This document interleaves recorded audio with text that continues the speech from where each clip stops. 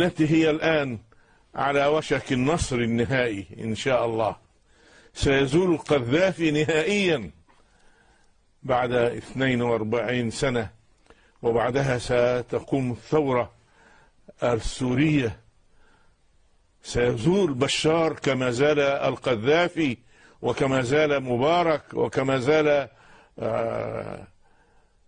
زين العابدين، وسيزول أيضا علي عبد الله صالح من اليمن.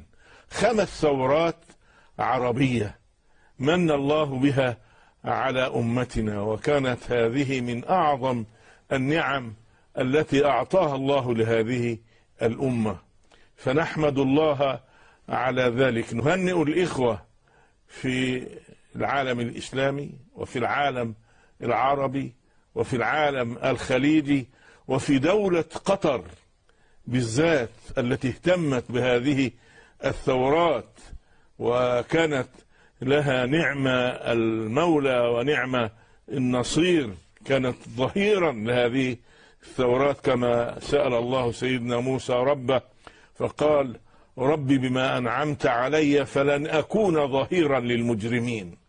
وأنا إن شاء الله لن أكون ظهيرا للمجرمين، لن أكون عونا لهم ولا مساندا لهم. وكذلك قطر، وكذلك الجزيرة، فقد كانت الجزيرة نعم اللسان لهذه الثورات العربية، ونعم المعبر عنها.